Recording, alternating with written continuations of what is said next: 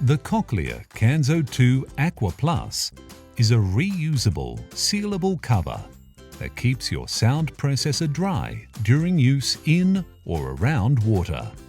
If you use a Kanso 2 safety line, you'll need to remove it from your sound processor before using your Aqua Plus. If you use a Cochlear software pad, you can leave it on your sound processor.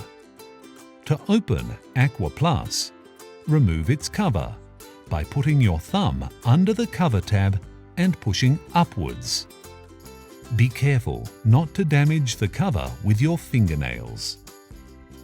Then, place your Kanso 2 sound processor in the Aqua Plus base with the Cochlear logo, light and microphones facing up. To close Aqua Plus, align the lock on the cover and base and fit them together. After the lock parts are fitted, lower the other end of the cover onto the base and press firmly around the edges until the base is flush with the cover. Ensure your Aqua Plus is properly sealed so water doesn't leak in.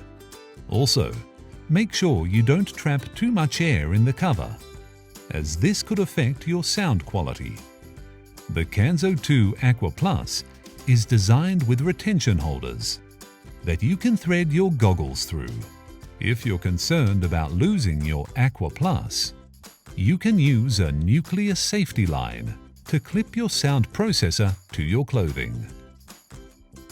When you're finished in the water, make sure that you rinse your Aqua Plus with fresh water and dry with a soft cloth before removing the sound processor.